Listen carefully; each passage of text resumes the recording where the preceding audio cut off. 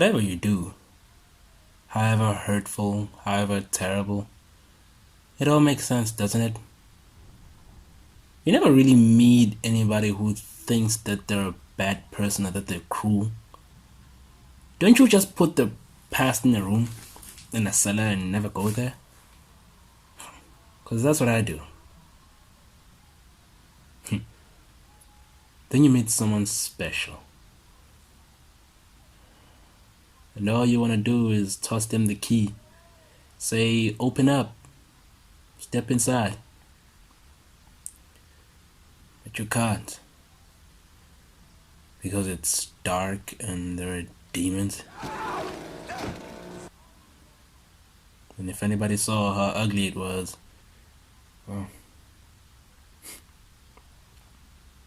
I keep wanting to do that. The fling. Open the door.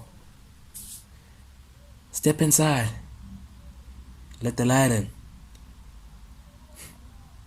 Clean everything out.